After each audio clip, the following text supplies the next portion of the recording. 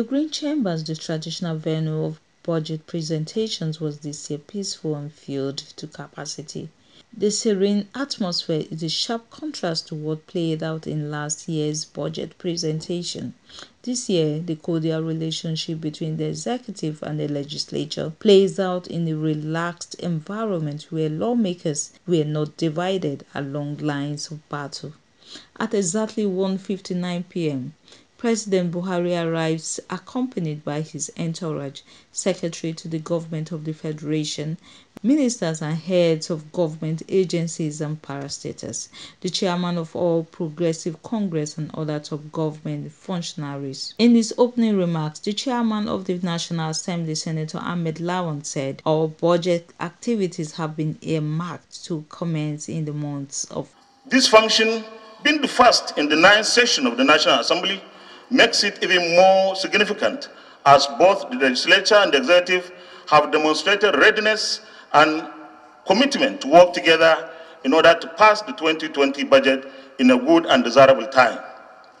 Clearly, this effort is to enable the federal government provide those laudable objectives of physical infrastructure and socio-economic services to our citizens.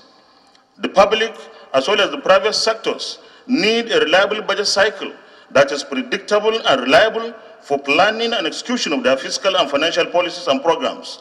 It is therefore necessary that the present cycle is changed to a January to December cycle.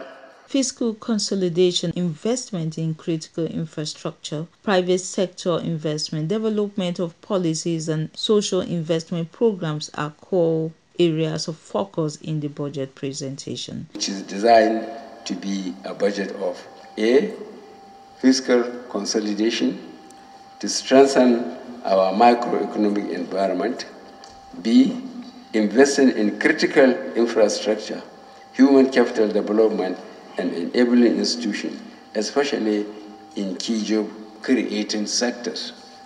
For statutory transfer, 125 billion naira is being set aside for the National Assembly, while the North-East Development Commission withdraw 38 billion. Similarly, allocation to the Niger Delta Development Commission (NDDC) is 81 billion naira, while funds to the National Human Rights Commission has been increased to 2.5. The 2022 Medium-Term Expenditure Framework and Fiscal Strategy paper set out the parameters for the 2020 budget.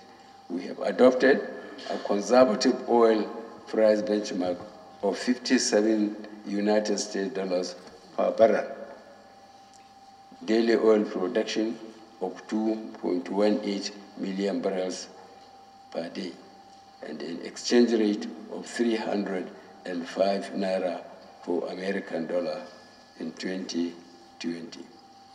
Speaking tough, the president directed all agencies to obtain necessary approval before embarking on any fresh recruitment. Approvals before embarking on any fresh recruitment, and any contraventions of these directives shall attract severe sanctions. Overhead costs are projected at 426.6 billion naira in 2020.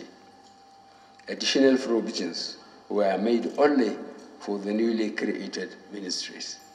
A cursory look at the budget reveals that 2.46 trillion naira will be spent on capital projects in 2020, while allocation to defense is still huge at 100 billion naira. Shortfalls between the revenue and expenditure profiles leaves government with 2.8 trillion budget deficit to finance new foreign and domestic borrowings, privatization process, signature bonuses and drawdowns on the loans secured for specific development projects.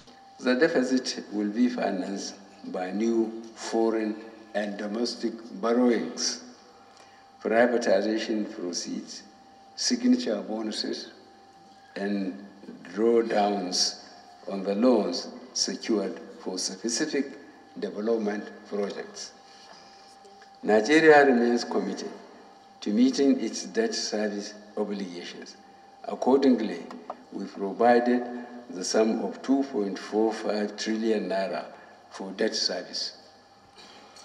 Of this amount, 71% is to service domestic debt, which accounts for about 68% of the total debt. The sum of 296 billion naira is provided for the sinking fund to retire maturing bonds issued to local contractors. A key proposal being advanced by the President in the 2020 Appropriation Bill is the increase of the VAT rate from 5% to 7.5%. The President is proposing that additional revenue accruing from this new VAT rate will be used to fund health, education, as well as infrastructure programs. Revenues for government. The draft finance bill proposes an increase of the VAT rate from 5 to 7.5%. As such, the 2020 Appropriation Bill is based on this new VAT rate.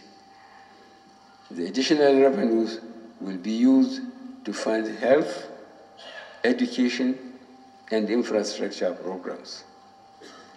As the states and local governments are allocated 85% of all VAT revenues, we expect to see greater quality and efficiency in their spending in these areas as well.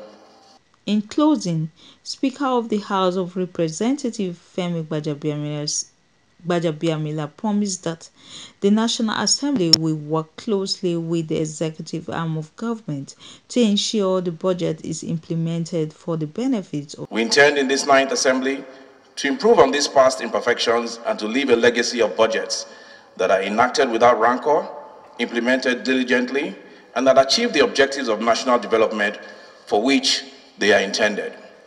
We fully intend to return to a January to December budget cycle and to put an end to the policy instability and economic uncertainty that is a consequence of an unpredictable budget cycle. We recognize that our highest ambitions and the collective best interests of our nationhood can only be achieved when the legislature and the executive work together in pursuit of our shared ambitions. It is expected that the newfound relationship between the two critical arms of government will ultimately lead to the economic growth Nigerians have always yearned for. From the National Assembly, I'm Sandra Gowana reporting for TVN News.